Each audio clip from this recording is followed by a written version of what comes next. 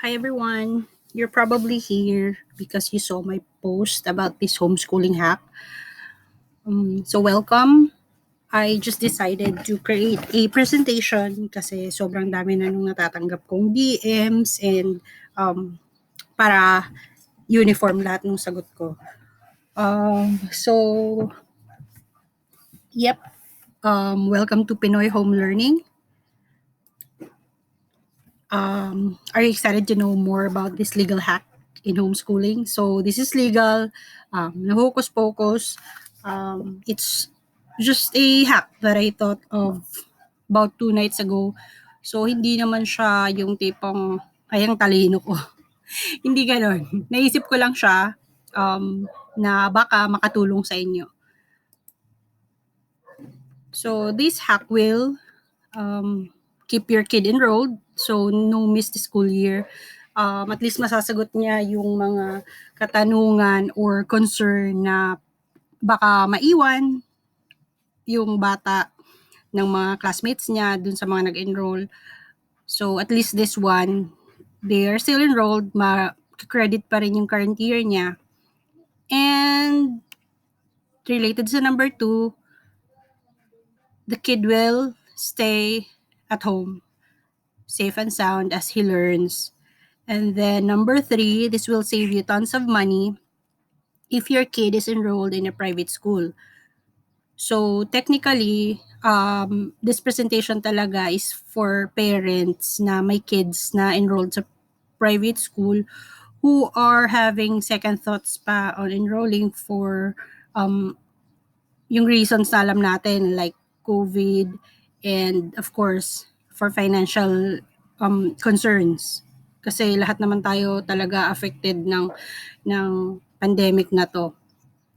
And plus many other benefits. So, first of all, why are they not in school anyway? Of course, there are 2 reasons. Supposed to be start na ng classes ngayon but our kids are still at home.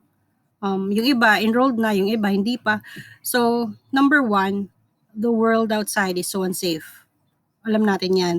Ang sabi ko nga dun sa isa kong post, ang kuto nga na isasalin or na itatransfer sa iba, how much more yung virus. So, it's very risky. Sa akin nga, even with the vaccine, parang natatakot pa rin ako. But, second reason, of course, walang issue kung you have the money. May nakaset aside talaga. But what if nagalaw mo yun? So, ano nang mangyayari sa bata? So, this hack will help your kids stay at home pero naka-enroll sila so that you can use the money for their education elsewhere. Yeah. So, who is this presentation for? Like I've said, this is for the parents na may mga anak sa private schools. But if your kid is already in public school, baka makatulong yung last part ng presentation na to. So, disclaimer lang, this is only a hack that I thought of to help those who need it. So, these are the parents who might be looking for other options. And please do not hold me responsible for the outcome as everything will solely depend on the parent and the child. When I say outcome, yun yung may matutunan, yung bata. Kasi kung grade level rin lang naman, sabi ko nga, since legal to, enrolled yung bata. So wala kang problemahin ngayon. Ang magiging question na lang doon is anong natutunan mo at the end of the school year. So as homeschoolers, hindi concerned sa amin yon. But since most of my viewers now are pandemic homeschoolers, yun yung mga napilitan lang i-homeschool yung anak kasi kailangan. So meron pa rin silang question na anong natutunan ng anak ko? Anong matututunan ng anak ko at the end of this all? So it will depend on you as the parent and of course yung bata. So yan, eto na, 3 lang. Step 1, enroll your child in public school. Ngayon, ang DepEd, yung last na status na dinig ko is 1% lang dun sa expected nilang enrollees yung nag-enroll. So, kailangan nila ng enrollees talaga ngayon. If you are one of those parents na na-mention ko, you can get the records from your child's school right now and then move him or her to a public school. So, masasagot na yung una mong tanong na baka may ma-miss na school year. So, yon, enrolled na yung ma-enroll na yung anak mo. Ang benefit pag nasa public, it's free. Of course, wala kang gagastusin kahit ano. Pangalawa, ang dami, since they need enrollees right now, ang dami nilang pakulo, ang daming support ng binibigay ng local government sa public schools. So, baka mabigyan pa ng tablet yung anak mo. Alam mo na, yung privilege na naibibigay dun sa masa. So, isang ano yon, isa yun sa mga, ang dami nilang pang come on para makapag talagang tumaas yung number of enrollees nila. So, nasagot na yung tanong mo. Enrolled na yung anak mo. Ngayon, during enrollment, pick the module options. Option pala. Tatlo yung options na binigay nila. Online learning, module, and blended. So with online, I am not sure, ang sabi nila, it's purely online lessons, which I think is not viable dito sa atin since mahina ang internet ng Pilipinas. Pangalawa, it's very, very draining. As a parent, hindi ko rin gusto na maghapon nakaupo yung bata sa harap with the teachers and with the classmates. Kahit ako, I do meetings 1 hour to 2 hours meetings every week. Sobrang draining siya. Lalo na kung marami kayo, syempre sabay-sabay nag-uusap. So alam mo 'yon, hindi ko siya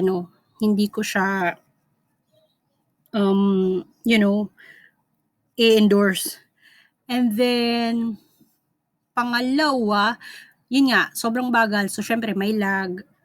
Alam mo 'yon. So ang dami talagang factors. So, module, ito yung sabi nila, magbibigay sila ng printed materials. Okay, fine. Walang problema doon. So, kunin nyo yun. Yun yung kunin nyo. Yung blended naman is, may part at some point in this school year na mix na, pupunta na sila. Meron silang days na nasa school, meron silang days na nasa bahay, which I think is very risky pa rin. So, among those three, module pa rin yung gusto kong kunin. So, yun. Pick nyo yun. If you're gonna follow these steps. Step 3, use that module or pick a good curriculum online. So, meron tayong mga materials from DepEd online, yung tinatawag nilang DepEd Commons. And then, you can pick a good online curriculum. Merong free, meron namang mga paid.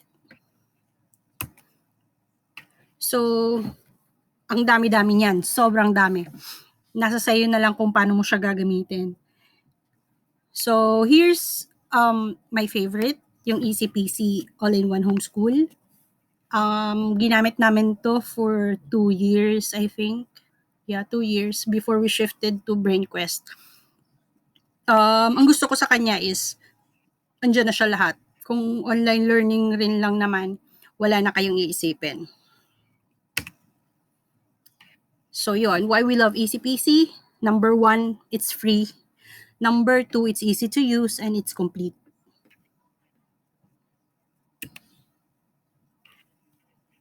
Let's move. Okay, balik muna tayo. Puntahan natin yung balik tayo dito mamaya. Easy Peasy. So this is the Easy Peasy website. All you need to do is go to All-in-One Homeschool and then andito na siya lahat. So meron silang FAQs, ayan, how to use. So ayan, before anything else, Easy Peasy is free. Wala kayong babayaran na kahit ano dito. Ginawa to ng isang parent of 5 or 6 children. para sa mga kids niya. Pero ngayon, in-offer na niya sa public for so many years na din. Ito talaga yung bread and butter nila. So, paano sila kumikita? Kumikita sila through yung mga printed materials that they're selling on Amazon. Printed materials, bags, easy peasy merchandise, sweatshirts, ayun, yun ang kita nila. And donations from the users. So, you're free to donate. It's free to use, pero free kayo mag-donate to help din naman dun sa family na nagme-maintain nito. Of course, nagbabayad sila for maintenance ng website, domain hosting, and everything else. At saka yung effort nila, parang to acknowledge na din kahit pangkape man lang. So, yun. So, but for you to use the curriculum, wala naman kayong babayaran. This is what I love about it. So, andito na siya. Let's say, for example, it's divided into how many, ano ba to? Maraming sections. So, andito siya preschool, kinder, hanggang grade 7. Tapos 8, 9, 10 ata, andito sa high school, EP high school. So, let's say, for example, for the sake of discussion lang, grade 1 yung anak mo. So, language arts, grade 1. So, ayan ang pipiliin mo. Ngayon, for other subjects like art, Bible, history, naka-per section yan siya. So, ayan, ancient, early American cultures at saka modern. Si history, ayun, ancient, early American geography at saka modern. So, walang level yan. Let's say, ginawa kasi ito for the sake of those families na may multiple children, multi-level learning. So, yon. For example, this year, history nyo, ancient. So, lahat kayo ancient. Dun lang magkakaiba-iba sa ito, yung math, reading, kasi meron yan yung grade level. Level yung tawag nila sa grade. So, for example, math 1. So, ayan siya. Scroll down. Ayan yung course description niya. Ayan yung answers. Ayan yung printables. You can either print it sarili mo or buy this in book form. So, nakadirect to sa Amazon. Ayan. Pwede mo siyang bilhin kung nasa US ka rin naman. So, $549, which is very cheap para sa isang libro. Or you can print it. Ayan siya. So, ayan. And then, yun. So, grade 1, first day, ayan na siya, day 1. So, for the parents, if you didn't get here through my EP assignments, I suggest you go there and create an account. My EP assignments is like a recorder kung asang level na kayo since day 1 hanggang day 180 to 180. So, pag may EP assignments account ka, mas madali siyang i-track. But you can track it on your own naman. Walang problema. Meron atang printable dito. I saw it somewhere. I forgot na where. But you can create your own naman. So for ito na. Day 1, for the students, count 1 to 20 by clicking on the numbers in order starting at 1. So, i-click lang nila yan. So, ayan. Count 1 to 20. Ayan. It's like playing. I'm not sure if you're familiar with Genyo. We've used Genyo ng isang taon ata nung nag-aaral siyo sa Shepherd. Pero feeling ko mas madali, mas maganda to. And then, so yun, play snakes and ladders. So ayun na siya. Kumpleto na sa instructions. Wala na kayong ibang iisipin. Ayun, choose paper mode so that you can count. If you land on the ladder, climb it. So the instructions are there. With younger kids, I suggest na tulungan sila, of course, kasi not everyone can read and understand at such a young age. But for older kids, this was made in a way na matuturuan sila para maging independent. This is what I love about homeschooled kids. They're so independent. They learn on their own. So yun, siguro first few weeks, kailangan nyo silang i-guide. But sooner or later, kailangan na silang bitawan para matuto na rin silang mag-follow ng instructions and maging responsible dun sa gagawin nila. So, yun. Let's say, tapos na kayo ng day 1 for math. So, you go to language arts. Grade 1 siya, diba? Language arts, punta kayo sa day 1 ulit. Ayan. So, look at the picture in the page. So, ayan. And then the instructions are there kung anong gagawin. Have a parent or older sibling read the poem to you, what happened during the poem. So, yun. Print out this worksheet. So, ayan yung for day 1.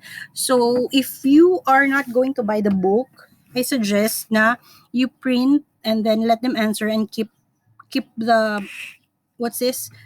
the printables for reference. Kasi, baka at the end of the school year, kailanganin nyo to prove kung ano talaga yung natutunan ng anak nyo. At least, kompleto na kayo. So, for day 2, yun, ito na yung gagawin nila. Day 3, kompleto na yan hanggang day 180. Yan. So, kompleto siya in the sense na meron siyang lahat, maliban lang since this is American standards, wala siyang Filipino at saka AP. But you can supplement naman. Marami namang pwedeng ituro sa Araling Panlipunan and Filipino kung gusto nyo talaga siyang ituro. So, I guess this is better than none, or this is better than, alam mo yun, yung isabak ka sa isang materials na hindi mo alam kung paano ka mag-uumpisa. At least, ito, andito na, all you need to do is click, go to day 1, go to kung saang day ka nag-end, and then, yun, continue mo lang siya. So, ipapakita ko rin sa inyo yung DepEd Commons that you can use for supplement. So, ito yung ginagawa ng mga teachers ngayon. All you need to do is go to commons.deped.gov.ph na minsan, pagtsagaan nyo lang kasi minsan nagda-down. So, mag-login lang kayo, create an account, and then select a grade level. So, for first grade, since i-compare lang natin dito sa grade 1 ng Easy Peasy. For English, ayan. Hindi pa talaga siya, ito yung napansin ko dito. Ginagawa pa siya ng mga teachers. Sobrang saludo ako sa kanila kasi ginagawa talaga nila lahat para makumpleto to. Pero, sabi ko nga, feeling ko, hindi pa talaga to makukumpleto ngayong taon. So, ayan, click.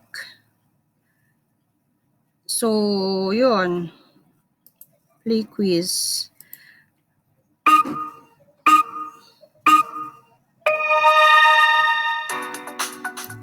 Ayan, arrange the pictures, blah, blah, blah.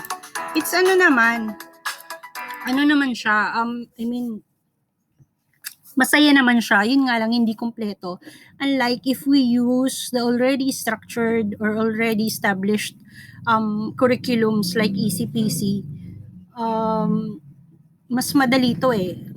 Alam mo yun, yung isang bawas sa isipin natin. One less thing to worry about. Yun. So, if I were you, if suggestion lang naman to, go for Easy Peasy na. It's free, it's complete, everything is there na. Follow up na lang and follow, ang tawag dito? Guidance na lang at saka follow up sa kids. Yun na lang yung gagawin mo dito. So, going back,